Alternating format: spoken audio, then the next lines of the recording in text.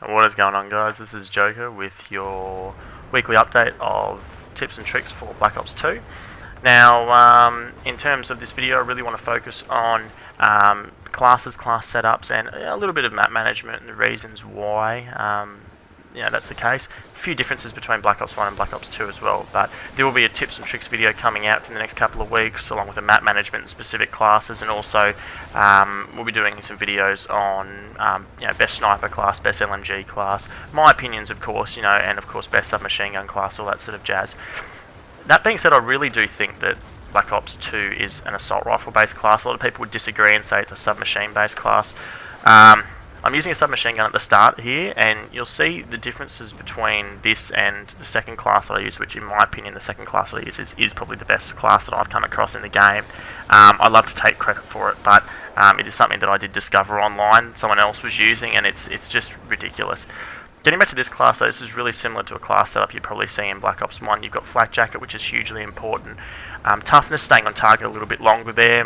Landing every shot is huge in a game like this where you do die a lot easier than Black Ops 1. And you've also got Dexterity, making you just aim down those sights really quick, getting that gun up quickly if you're dashing around a corner. You can sort of swap out Scavenger in this a little bit for something like Lightweight if you want to move a bit quicker, but I am running C4 on this, which, Scavenger helps you replenish that if you're, cruising through a bit. I do find cruising through, your nades and things like that a bit. I do find this class is a lot better for something like Domination, where you're going to be pushing specific points a lot harder. You're going to need that massive ammo capacity where you might be taking out 3, 4, 5 people at a time. We're playing team deathmatch here, so I would say that's probably the reason it's not quite as good. Plus, this map has got such long sidelines. It's always medium based, so you're always probably going to find that this assault rifle is going to be better on this map.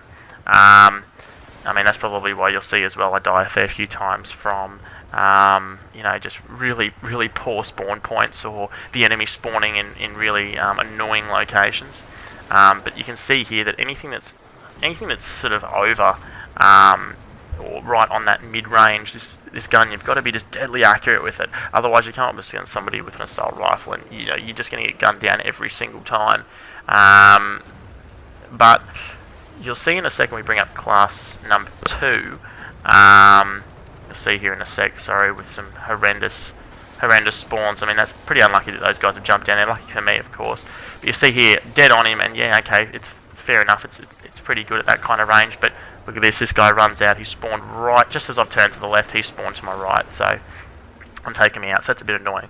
But here's class 2, this is the class I was talking about, and the reasons I think it's really good. You've got a silencer on there keeping you off the mini-map, you've got Ghost keeping you off the mini-map, you've got Hardline letting you attain those score streaks even harder. I'll get into those in a sec, because you probably notice I'm running relatively low score streaks.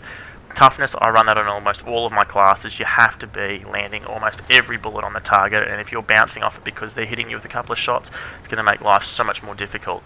Scavenger, once again, because I'm running C4 on this class, it's constantly replenishing it, and because you want to stay off the minimap, you always want a silenced weapon.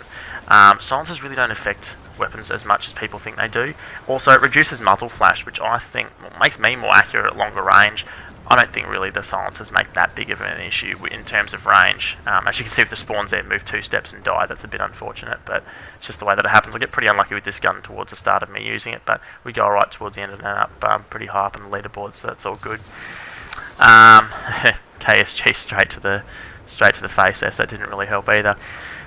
In terms of what I'm running on this class, so I've got the silencer, I've also got stock. Now, I think stock is one of the most underrated attachments that you can really use on almost any class. Submachine guns not so much, because you move pretty fast when you're aiming down the sights anyway. It really doesn't make that much of a difference.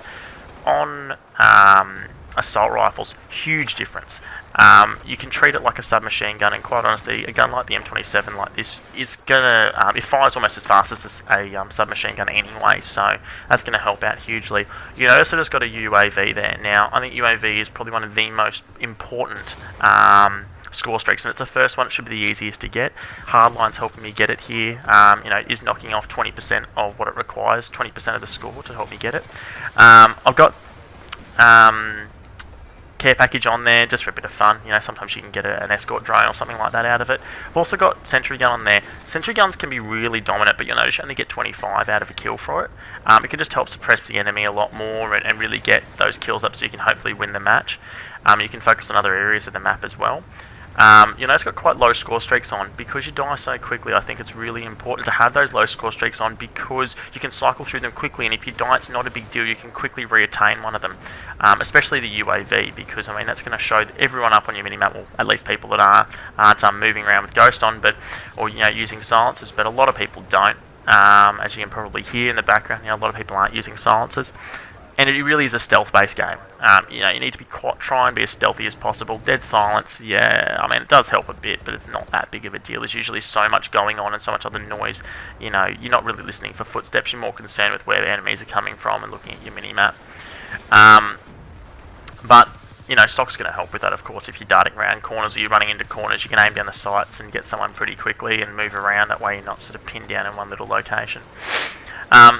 But of course, Scavenger, that's helping you replenish that C4, which is huge. You get pretty unlucky there with a bit of a headshot, but we're up on top of the leaderboard. I really find that most times when I spawn with this, I tend to get a minimum of 2 kills before I die. Unless I get unfortunate, a Scorpion at short range, it's just never going to happen. I get pretty lucky here, dead on him, so that's where that toughness is really helping a lot. With your score streaks there, you'll notice that, I don't even know that I get any more score streaks towards the end of this game. It's certainly not one of my best ones, but it's really good for illustrating a few points there. There's one of the spawns, just a horrendous spawn. I spawned there, and there's no way that I could have possibly known he was there. And straight off the spawn, I've got that guy firing at me, so, long sidelines really don't help. But the score streaks, it's nothing more irritating than getting something like a stealth chopper, or getting an escort drone, or so, being really close to them, 1 or 2 kills away, and then getting killed because of a horrendous spawn or a camper or whatever the case might be. So that is quite irritating, but I tend to run the lowest score streaks and just try and cycle through them as quickly as possible. Trying to get 2 or sometimes even 3 sentry guns out at one time can be massive. Or a couple of spy planes in the back can be really, really good and really handy. But look, guys, please subscribe.